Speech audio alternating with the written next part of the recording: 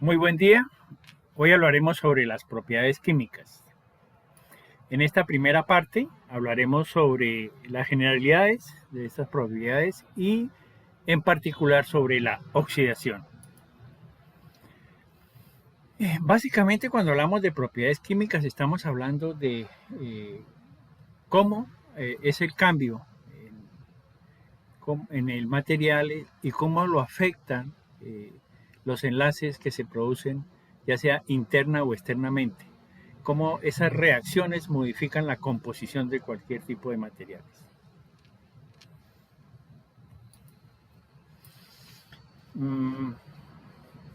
Estudiaremos en detalle algunas de ellas, otras no lo tanto. Una de ellas, de las principales y de las cuales depende en gran medida el comportamiento de los materiales y en particular de los metales a las reacciones, es la electronegatividad, que es una medida de cómo un átomo atrae electrones de otro átomo. La otra propiedad es el calor de combustión, que se genera cuando hay una reacción de oxidación. Ese calor de combustión es energía, que se representa como calor normalmente. La toxicidad es una medida cualitativa, pues nos dice qué tan tóxico o venenoso es algún elemento. La inflamabilidad es esa capacidad que tiene un material de sufrir llama, de producir combustión en presencia de un comburente, oxígeno, normalmente. La disociación es un proceso por el cual cualquier material en forma de moléculas, sales, cualquier tipo de composición, se separa en moléculas, iones mucho más pequeños para facilitar los procesos químicos. Normalmente estos procesos son reversibles. La oxidación, en el término más general, es esa capacidad que tiene un metal o un no metal, en general un material o un compuesto, de aumentar su estado de oxidación cediendo electrones. Y la corrosión es cuando, en términos de materiales, es cuando se compromete esa integralidad del material y se presenta en ambientes húmedos o ambientes secos por distintas causas, como veremos más adelante. La definición de oxidación ha tenido distintas interpretaciones a lo largo del tiempo. La primera de ellas se refiere básicamente a combinación de cualquier sustancia con el oxígeno. Entonces aquí vemos un no metal, carbono con oxígeno se produce CO2, o metal, la reacción entre óxido de hierro y oxígeno produce otro tipo de óxido de hierro. En general, la reacción de oxidación se podría expresar en qué pasa en la presencia de oxígeno cuando hay un metal y se representa de esa manera. El otro tema es la reducción, que se refiere a la pérdida de la solución o del compuesto de oxígeno. Aquí tenemos óxido de magnesio más carbono y se descompone en magnesio más CO2. O óxido de cobre más hidrógeno y se obtiene cobre y agua. Este tipo de reacciones son muy útiles, por ejemplo, en los procesos de refinación de metales. En términos generales se dice que un óxido de un metal más la presencia de carbono, normalmente se produce el metal más la liberación de CO2 o de CO, dependiendo de la composición. Luego vino un estudio más buscando no ampliar ese concepto y se observó que muchas de las reacciones en las cuales hay radicales OH, están presentes en todo tipo de reacciones, la oxidación era equivalente a una pérdida de oxígeno. Esto es etanol, y en el organismo, por ejemplo, el consumo de etanol se descompone en etanal e hidrógeno. El etanal él es el que causa perjuicio en el organismo humano. Y aquí lo que se sucede es que se pierde hidrógeno. Entonces hay un proceso de oxidación. La cantidad de oxígeno relativa aumenta en la molécula. Mientras que en un proceso de reducción, lo que se sucede es un proceso de adición de hidrógeno. ¿Ves? En este caso, la cantidad relativa de oxígeno se reduce y se concluye que hay una adición de hidrógeno, pues que con la adición de hidrógeno hay un proceso de reducción. Y en el término más amplio, en el concepto más actual, se habla de procesos de oxidación, a veces sin siquiera presencia de oxígeno. Aquí vemos magnesio y cloro. Cuando reaccionan, por aparte, se forma magnesio más 2 átomos de cloro. El magnesio se torna catódico y el cloro anódico. Y hay un enlace gracias a ese cambio en su estado de valencia. Entonces aquí hay una pérdida de electrones por parte del magnesio, mientras que en esta reacción con oxígeno hay 2 átomos de magnesio que reaccionan con oxígeno y igualmente el magnesio pierde 2 electrones y el oxígeno gana 2 electrones. Si uno mira la analogía de lo que pasa con el magnesio, en ambos casos es lo mismo. Es decir, son reacciones análogas. Entonces, en esta, al haber un proceso de oxidación, se asume que el magnesio está sufriendo oxidación. Lo mismo sucede en este caso, así no haya oxígeno. Entonces, en la más amplia definición de lo que es la oxidación, hablamos de que se presenta la oxidación cuando el metal pierde electrones. Es decir, cuando es un catión, el magnesio en este caso es un catión, porque está perdiendo electrones y adquiere carga positiva. En cuanto al equilibrio termodinámico, ¿qué es lo que sucede en un proceso de oxidación? Cuando se libera energía es un proceso exotérmico y como lo veremos más fácilmente hay oxidación. En los procesos endotérmicos se dificulta aún más esta oxidación. Es decir, siempre que hay un proceso de oxidación y reducción se libera y se adquiere energía dependiendo de en qué lado de la ecuación estamos. Hay diversos tipos de oxidación. En esta imagen vamos a ver 2 maneras de verla. La una, en la presencia de oxígeno, entonces se dice que hay una oxidación de tipo químico. Cuando el oxígeno es reducido, normalmente siempre presencia de agua.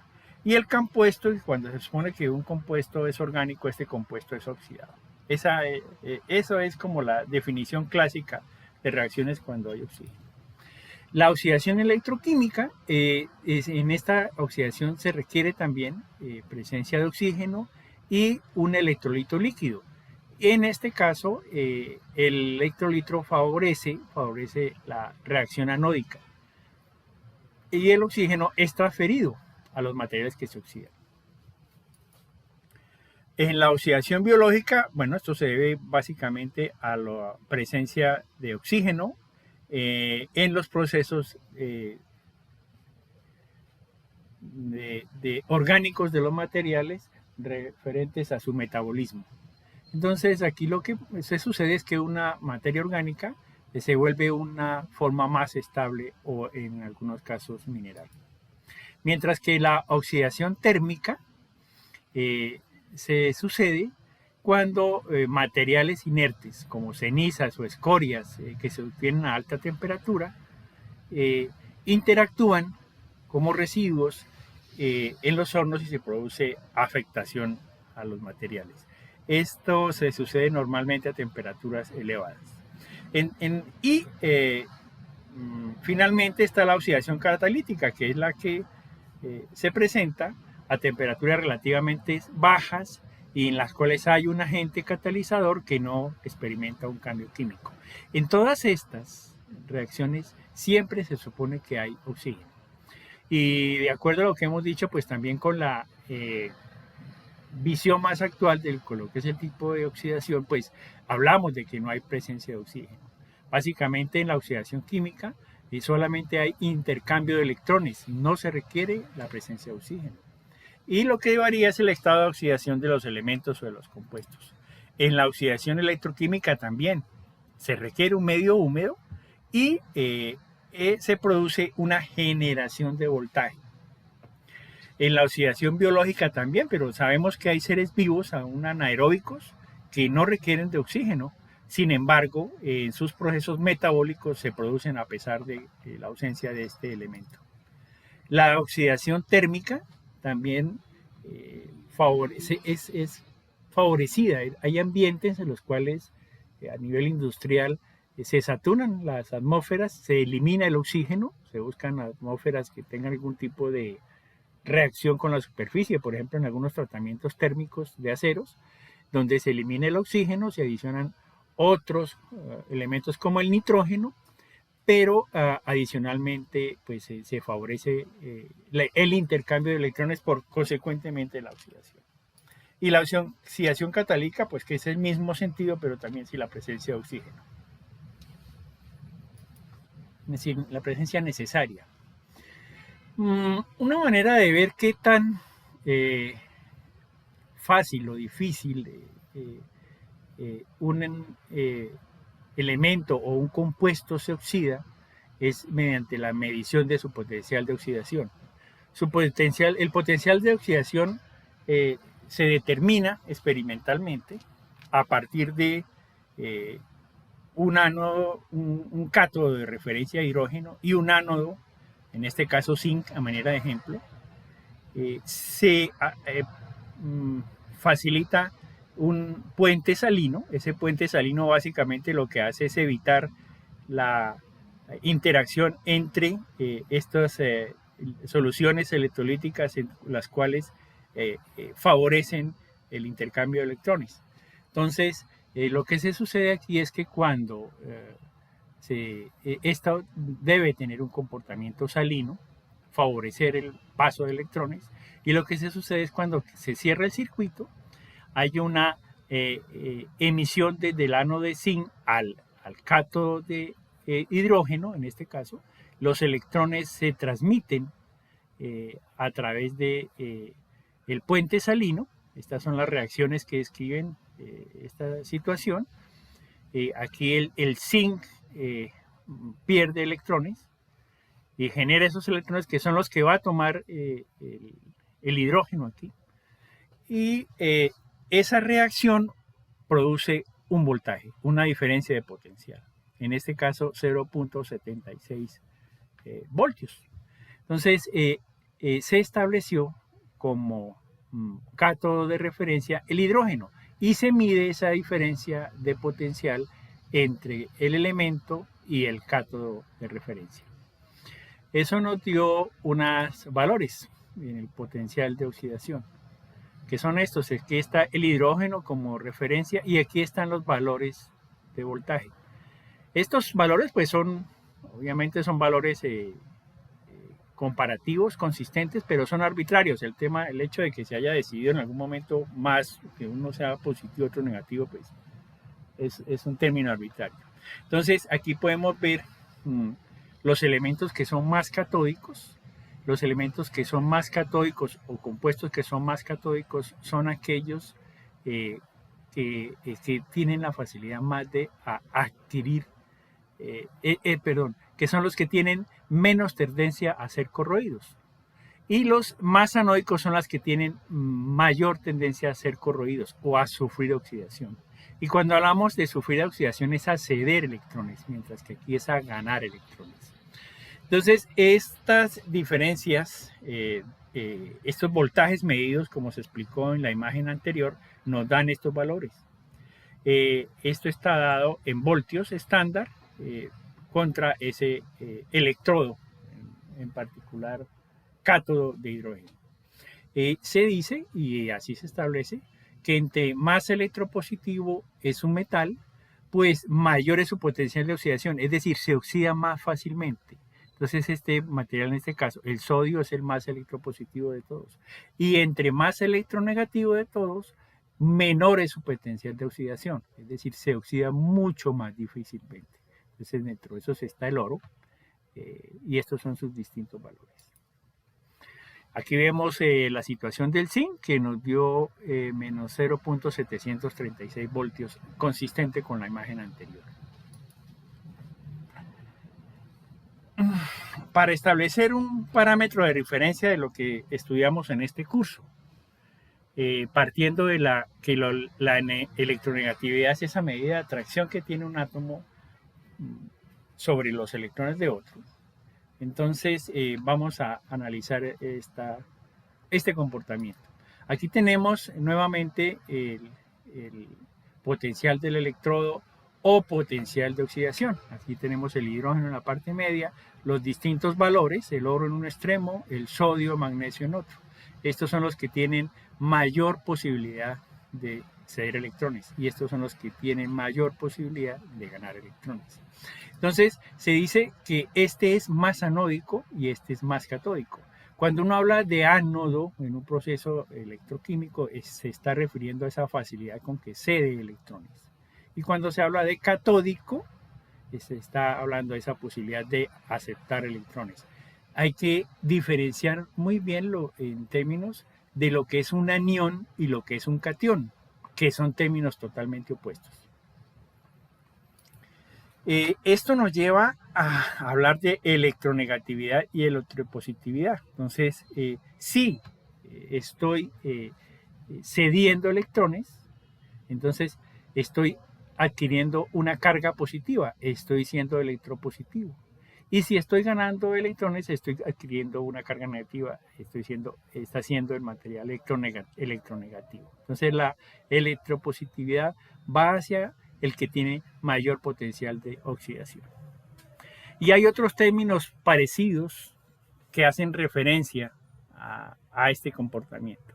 Uno de ellos es el mayor potencial de oxidación, es evidente, el sodio se oxida mucho más fácilmente. También se habla de mayor potencial de corrosión. Como veremos, la corrosión y la oxidación están ligadas. Y entre más fácil se oxide un elemento, un compuesto, pues más fácil se corroe. También hablamos de mayor actividad química. Entonces, es mucho más activo y reacciona mucho más fácilmente un elemento o un material cuya potencial químico es mayor o potencial de oxidación es mayor. También hablamos de mayor reactividad, en los mismos términos, o de mayor tendencia a sufrir oxidación, obviamente, o mayor potencial electrolítico, o aún de mayor energía de oxidación. Estos datos los pongo aquí porque de esa manera son términos que se refieren básicamente a ese potencial de oxidación, así sean medidos en otros tipos de unidades, pero lo que miden al final es esa actividad química mayor que tienen los elementos que son más anódicos o que análogamente son más electropositivos. Sin embargo, hay análisis que son encontrados en estos valores. Y esos análisis, bueno, depende de la perspectiva. Como dije en un principio, estos valores son de tipo arbitrario. Igual se había podido analizar desde el más o el menos, etcétera. Sin entrar en detalles, hay instituciones como la ASTM, reconocida como entidad de normatividad industrial, que tiene diferentes enfoques en este sentido. Todos los textos que hablan sobre materiales están en este marco conceptual. Entonces, este será el marco conceptual que nosotros utilizaremos para el estudio de las propiedades químicas. Eh, Haciendo referencia a la anterior imagen está la energía de oxidación, que es la energía que se requiere para que se oxide una mol de un elemento. Esto está en kilojulios por mol. Aquí hay distintos materiales, elementos y compuestos clasificados por su naturaleza: cerámicos, metales, polímeros y compuestos. Entonces vemos que estos son los que requieren menor energía. El berilio, el aluminio, el circonio reaccionan más fácilmente y se oxidan muy fácilmente. Son mucho más inestables en atmósferas oxidantes o en la presencia de oxígeno. Y los más estables son estos de aquí, los que tienen requieren una mayor cantidad de energía en términos absolutos. Está aquí como metales el oro, la plata, el platino, como metales nobles, y otros elementos y compuestos asociados. Se nombran algunos polímeros. Está la fibra de vidrio reforzada con plástico, la fibra de vidrio normal que se conoce, que está dentro de los materiales compuestos, o el teflón. Esta tabla que está aquí, pues ya nos daba unos valores más específicos: el material, el elemento y el óxido de ese elemento. Hay materiales y hay elementos que se oxidan de distinta manera. Entonces, aquí tenemos una muy buena relación de metales y sus óxidos. ¿Y qué energía se requiere por cantidad de mol para sufrir esa oxidación? La energía negativa obviamente es porque es muy fácil que sucedan ese proceso de oxidación. Y cuando hablamos de positivo, oro, haluros alcalinos o la misma fibra de vidrio, estamos hablando de que se requiere mucho más energía para que se requiere energía positiva para que se produzca el proceso de oxidación. También haciendo referencia a la imagen previa, entonces está la electronegatividad, que es medible, y se tomaron una escala de alguna manera arbitraria en la cual se decidió que el flúor, que es el que atrae más fácilmente electrones, entonces el que cede más fácilmente electrones. El que cede más fácilmente electrones, es decir, el más electronegativo es el flúor, y se estableció un valor de 4 como electronegatividad, y el menos el francio, que tiene 0.7, y los valores restantes se asignaron dependiendo de la tendencia que tienen a ceder o a aceptar electrones. Aquí está una relación de esos términos, es la tabla que se utiliza actualmente, los valores que se utilizan actualmente. Esta propiedad tiene muchas aplicaciones en ingeniería, y en la parte química, obvio. Una de ellas es el uso de electricidad para generar reacciones químicas, y la otra, al contrario, es para generar electricidad a partir de reacciones químicas. Aquí vemos este ejemplo. Si nosotros colocamos dos materiales con diferente energía de oxidación o potencial de oxidación o electronegatividad relativa, etcétera, como el magnesio y el cobre, en un medio acuoso. El medio acuoso funciona aquí como electrolito, y agrego voltaje. Lo que se sucede es que el magnesio se comporta como ánodo, cede electrones que toma el cátodo. Entonces aquí hay una transmisión directa y un recubrimiento del magnesio sobre el cobre. Análogamente también se puede, a partir de dos materiales que también tengan un diferente potencial electroquímico, lo contrario. Estos son soluciones de ácido sulfúrico. Aquí tenemos nuevamente un puente salino. El puente salino pues nos evita mezclas entre los compuestos, entre las soluciones a cualquier lado, pero sí favorecen el intercambio iónico. Y ese intercambio iónico, en este caso el zinc cede electrones al cátodo, y aquí lo que se hace es lo contrario: generar voltaje. Entonces este es el principio de muchas de las baterías húmedas, mientras que aquí con voltaje generamos la transferencia de electrones. Aquí en este caso la transferencia de electrones nos genera voltaje. Una de las aplicaciones es la parte de galvanoplastia o recubrimiento electrolítico. Aquí tenemos un ánodo de zinc y aquí tenemos un cátodo de cobre. Le generamos un voltaje particular. Y entre mayor sea la concentración, entre mayor sea el voltaje, el área expuesta, las concentraciones de las soluciones, etcétera, mucho más rápido es la velocidad de la reacción. Y lo que se sucede aquí es que el ánodo de zinc transfiere electrones al cátodo de cobre. Al final el ánodo de zinc se corroe, se desgasta y el cobre adquiere esos electrones. Que es el ejemplo que está aquí. Entonces, estos son los procesos de zincado, de anodizado, cromado, dorado, etcétera. Se producen así, ya sea por la transferencia de electrones desde el ánodo o por la transferencia de electrones desde la solución, que no está en el alcance de este curso por ahora. Aquí lo que nos interesa es únicamente las actividades de oxidación y de eventual corrosión que se suceda debido al intercambio de electrones. Esa velocidad, oxidación tiene ciertas velocidades. Ya he hablado en algunos momentos de qué depende eso. Básicamente, en términos químicos, la velocidad de oxidación depende de dos factores. Uno, la energía de activación, que es precisamente esa energía para que sea posible una reacción química. Y la otra es la energía cinética de la reacción. Es decir, las reacciones químicas se suceden a cierta velocidad. Y entre mayor velocidad, pues es mucho más fácil el proceso. Lo mismo sucede con la energía de activación. En ese caso, entre mayor energía de activación se requiera, es inversamente proporcional. Hay menos velocidad en la reacción porque se requieren que una energía mucho más grande en la parte de activar ese proceso. Y entonces se pierde velocidad. Esos procesos o esas variables se ven afectadas de estos factores. Uno de ellos es la temperatura.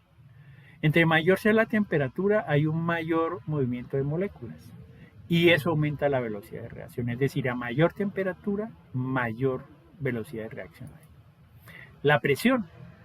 Cuando yo aumento la presión, estoy facilitando el movimiento entre los átomos.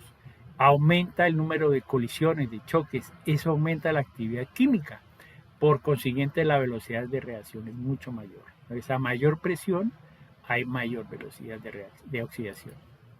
La concentración, obviamente, si hay más moléculas dentro de una solución, entonces es mucho más fácil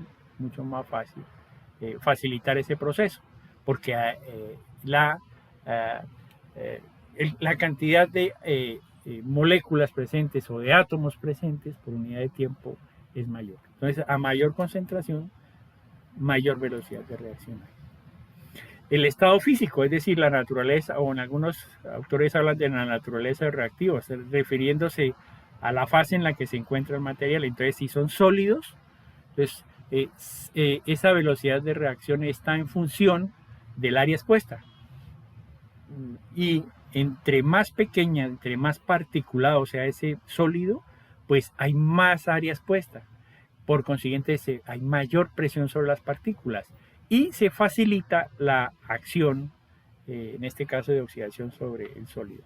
Si está en fase líquida, normalmente está en estado molecular o en estado iónico. También sabemos que por esa condición es mucho más fácil, se favorece la velocidad de reacción. Y mientras está en fase gaseosa, pues sucede lo contrario. En fase gaseosa, esa separación física que existe entre átomos o entre moléculas reduce esa posibilidad de contacto y la velocidad de reacción es menor.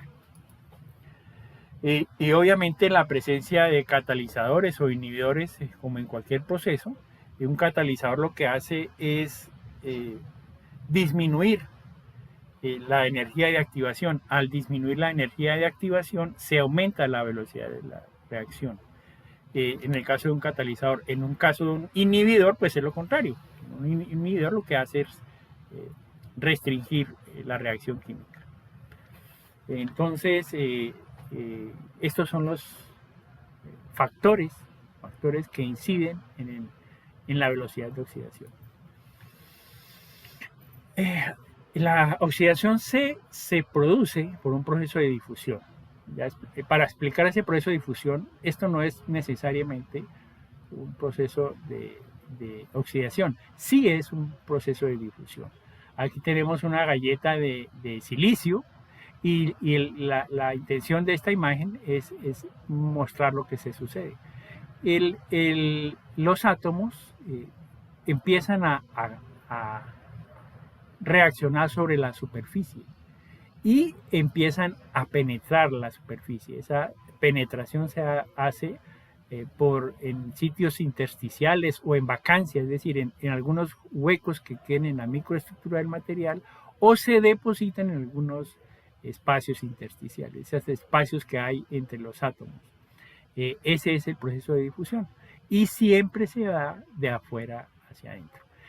Y en la medida de que esta reacción continúe o no, la oxidación continúa o no. Por ejemplo, en el caso de los aceros inoxidables, se produce un fenómeno que se llama pasivación, entonces la oxidación se detiene en la superficie. Lo que hace básicamente el cromo es crear un ambiente pasivo y se produce una oxidación rápida, pero que se detiene. Mientras que, por ejemplo, un acero al carbono normal, esa difusión no se detiene, sino continúa y en algún momento eso que era hierro en la reacción con el oxígeno, por ejemplo con el ambiente, se elimina el hielo y todo se convierte en óxido de hierro, que es un proceso ya que pasa a ser un proceso corrosivo. Esta imagen muestra el efecto que se sucede entre el oxígeno y las moléculas. Entonces el oxígeno penetra o reacciona con las moléculas exteriormente y en la medida de las características que tenga ese material, o penetra y se hace hay una reacción química entre los átomos de oxígeno y el metal, por ejemplo, si estamos hablando de metales. Pero ojo, esto no solamente se refiere a oxígeno. Como habíamos dicho, el solo intercambio de electrones se asume ya como un proceso de oxidación. Aquí se muestran en esta imagen los procesos, cómo se hacen. Aquí hay una difusión por vacancia, es decir, este átomo rojo o este ion rojo penetra en la microestructura y ocupa esos lugares desocupados dentro de la microestructura, esas vacancias. O, si es el caso, ocupa sitios intersticiales. Aquí se muestra uno, pero obviamente esto sucede a mayor escala. El otro proceso que favorece la oxidación es la disociación, que es ese fenómeno químico por el cual una molécula se descompone en iones o en moléculas más simples para facilitar la reacción. Aquí se muestran algunas moléculas de agua que están reaccionando con los iones de algún elemento. Entonces esa disociación lo que se hace es que se tornan más simples, hay un desdoblamiento de las moléculas o de los iones para facilitar la oxidación. Gracias a esos dos procesos es que se sucede la oxidación. Esta imagen nos muestra de muy buena manera cómo es la oxidación en un metal. Eso es aluminio. El oxígeno reacciona con la superficie. En la superficie se está generando óxido de aluminio, mientras que el metal, aluminio, se está convirtiendo en óxido. Es factible y es viable medir esa velocidad de oxidación. Esa velocidad de oxidación tiene distintos comportamientos. Aquí esta escala nos mide tiempo y el peso ganado por unidad de área del óxido. Es decir, aquí lo que se mide es cómo es esa evolución. Esta reacción de oxígeno-metal, en el caso de los metales, es medible su volumen, es medible su área, etc. Y se puede determinar mediante un balance químico. Ese peso ganado por unidad de área tiene distintos comportamientos. Uno es lineal, es decir, desde que se inicia no se detiene. Puede ser parabólico, en el cual en un principio es mucho mayor la pendiente, luego se va suavizando, pero no se detiene. Y el otro comportamiento es logarítmico. La diferencia entre el logarítmico y el parabólico es que obviamente el logarítmico tiene un comportamiento asintótico. Ya está estudiado qué comportamiento tienen los materiales, entonces esos puede ser comportamiento lineal, esto es la ecuación de una línea, T es la variable independiente y W es el peso ganado por el óxido por unidad de área. Y ese peso va aumentando de acuerdo a esas descripciones. Hay algunos, pues, que algunos autores también hablan de comportamiento cúbico, pero bueno, en general podemos hablar de esos tres. Ejemplos: potasio, niobio y tantalio. Otro tipo de comportamiento es el parabólico. Esta es la ecuación de la parábola, en la misma situación, con elementos como el hierro, cobre, cobalto, níquel, aluminio y silicio. Y logarítmico, en los cuales se presenta como la plata, el oro, el cobre también y el hierro. Aquí hay que diferenciar estos dos. El logarítmico, lo que se sucede es que hay una rápida oxidación, una mayor oxidación al principio, pero después se detiene esa oxidación y al final lo que se sucede en el comportamiento logarítmico es la pasivación, es decir, que el mismo óxido superficialmente evita que el mismo metal siga oxidándose. Lo que pasa en el acero inoxidable. El acero inoxidable en principio tiene cualquier electrodoméstico tiene una capa protectora polimérica. Luego que se quite esa capa protectora, se oxida muy fácilmente y muy rápidamente, con ese comportamiento logarítmico, pero ese óxido, favorecido por la presencia de cromo, detiene la oxidación, es decir, se crea una capa superficial que a su vez pasiva la oxidación consecuente. Mientras que si fuese acero al carbono, tendría un comportamiento lineal y habría una degradación permanente del material. Entonces, cuando hablamos de hierro aquí, este es este hierro en forma de algún hierro, algún acero, en forma de acero al carbono, mientras que este hierro de aquí es acero inoxidable. Y cuando hablamos de cobre, aquí estamos hablando de sus soluciones de latón y bronce, aunque el cobre pues también puro crea una capa de pasivación, pero no es tan eficiente. El cobre también puede sufrir corrosión, pero los latones y los bronces sí crean una capa de pasivación. Y obviamente el oro, la plata, el platino, el paladio, son materiales que el mismo cromo que detienen la pasivación, detienen la oxidación y se pasivan. Miremos aquí cómo hay unas variables en esa formación de oxígeno. Esta es la formación de óxido de silicio. Este nos mide en un ambiente seco el espesor de la oxidación y a diferentes temperaturas. Entonces esta es la formación de óxido de silicio sobre superficie de silicio a diferentes temperaturas. A 800 grados tiene un comportamiento lineal y a 1200 grados tiene un comportamiento parabólico. Es decir, cambia, aunque aquí la pendiente es muy baja, cambia por el incremento de temperatura. Aquí tenemos en ambiente húmedo. Entonces, si visualmente uno mira esas dos escalas y parecen similares, no. Aquí es muchísimo más rápido. Fijémonos que esto aquí está, la escala está hasta 0.5 y aquí está hasta 1.5. Aparentemente es lo mismo, pero no, estas pendientes son mucho más pronunciadas. Es decir, la oxidación se sucede a mucha mayor velocidad en un ambiente húmedo que en un ambiente seco, como es lógico. Y aquí tenemos un análisis también de la formación de óxido de silicio con otra variable, además de la temperatura, la presión atmosférica. Entonces, en la medida que aumenta la presión atmosférica, aumenta el espesor de ese óxido, lo que consecuentemente es que estamos aumentando la velocidad de reacción, como ya se ha dicho que la presión, el aumento de la presión favorecen eso, la velocidad. Lo mismo sucede con la temperatura, como evidencian estas imágenes. Aquí tenemos algunos óxidos de metales. Apreciamos dependiendo, bueno, hay dos nomenclaturas, una indicando la valencia, entonces una se llama óxido de cobre 1, óxido de cobre 2, etcétera, y lo que nos muestra es el balance químico que hay en ese estado de oxidación. Hay varios para hierro, por ejemplo. Para varios materiales se presentan distintos tipos de oxidación. Y aquí nos muestra cuál es el efecto de ese óxido. Primero, aquí tenemos magnesio, que como ya sabemos es un material que es muy activo químicamente. Y la presencia de oxígeno, si es el caso, crea óxido de magnesio en la superficie. Pero ese óxido de magnesio es de tipo poroso, no es continuo.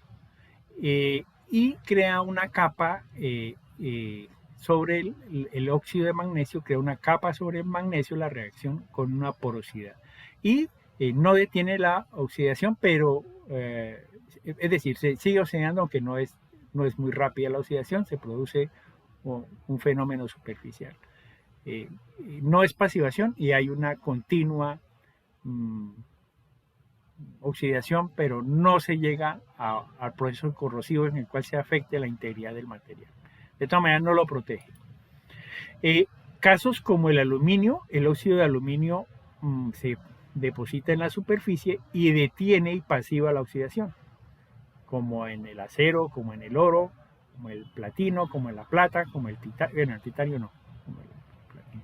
Y en otros como el hierro, hay una tendencia al agrietamiento. La capa que se sucede es totalmente irregular, no tiene cohesión con el metal ni tiene cohesión entre sus moléculas y muy fácilmente el hierro en este estado, o en un acero, un término más amplio, como el material industrial, lo que se sucede es la corrosión, y es una tendencia al agrietamiento y no es protector. El único que es protector es este aluminio. Esa capacidad de que el óxido proteja o no al metal se mide mediante el coeficiente en volumen óxido de metal, que está dado por esta ecuación. El peso molecular, la densidad y el coeficiente del metal en la oxidación, en la reacción de oxidación. Eso toma unos valores, -1, entre 1 y 2 y entre 2. Ese es el índice Pilling-Bedford, y lo que nos mide, y estos valores al final lo que nos dicen, es si el óxido que se deposita en la superficie es protector o no protector. Entonces, cuando es protector, este índice está entre 1 y 2. Y si no es protector, está en estas escalas. Si es mayor que 2, hay una tendencia al agrietamiento, en el otro es poroso. En este lado, en esta parte, cuando es mayor que 2, se favorece mucho el proceso de corrosión. Para determinar ese coeficiente se parte del balance estequiométrico, el volumen del óxido producido por la oxidación sobre el volumen de metal consumido por la oxidación. Es decir, tengo que analizar mi ecuación y ver qué volumen del metal se transforma en óxido y a su vez qué volumen de ese óxido está producido por la oxidación. No es una relación 1:1, no, eso depende del balance estequiométrico, del número de átomos que se requieren en cada caso, y eso nos lo da esta ecuación. A manera de actividad complementaria, hay todos los textos sobre materiales tratan la determinación del índice Pilling-Bedford, pero y por lo menos de unas 2 maneras distintas. Entonces recomiendo que se haga una revisión de esa literatura. Lo que nos dice aquí es si dependiendo de ese valor, si esa capa protege o no protege o favorece la corrosión en el material, el óxido inicialmente. A manera de resumen de lo que se ha hablado en esta charla, entonces básicamente hablemos del potencial de oxidación. Entre más positivo es ese valor, el metal es más noble. Entonces el oro como referente se oxida con mucha mayor dificultad. Por otro lado, la oxidación va siempre, al menos en los metales, de afuera hacia adentro. El óxido se deposita en la parte exterior recubriéndolo. Ahora el comportamiento que tenga depende del índice óxido metal. Si ese proceso se da por difusión, es decir, de afuera hacia adentro, y se van reaccionando ya sea con oxígeno o sin oxígeno, o sea, solamente la transferencia de electrones con el exterior y el metal que se está sucediendo la oxidación, o el material que está sucediendo la oxidación. En el caso de los metales y en el caso del acero, por ejemplo, si al acero le agregamos cromo, aluminio o silicio, estos son elementos que tienen una energía de oxidación mayor y una velocidad de oxidación menor. Esa combinación de esos dos factores son los que crean el proceso de pasivación. En el caso del acero, el mejor aditivo es el cromo. Con este se fabrica el acero inoxidable, pues se produce el acero inoxidable. Y los dos componentes que hemos hablado, los dos factores, entre mayor temperatura y entre mayor presión exista, se facilita el proceso de oxidación. A manera de ejercicio, para concluir con este tema, para el cálculo del índice en volumen del aluminio y el óxido de aluminio, se planteo este ejercicio. Se encuentra en varios textos. ¿Qué datos se necesitan? Primero, la reacción química.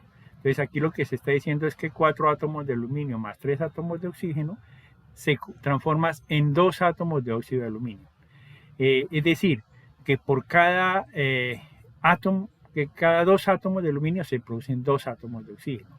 Bajo esa parte de ese balance que existe, sabiendo la densidad del aluminio y la masa atómica de cada uno de ellos, determinamos el volumen en ambos lados de la ecuación y se determina cuánto volumen de aluminio se está transformando en volumen de óxido. Se establece la relación y a partir del número definimos si la capa que se crea de óxido de aluminio sobre el aluminio es protectora o no. Recomiendo que revisen ese ejercicio. Bueno, con esto terminamos lo referente a esta introducción sobre las propiedades químicas, en particular el proceso de oxidación. Muchas gracias.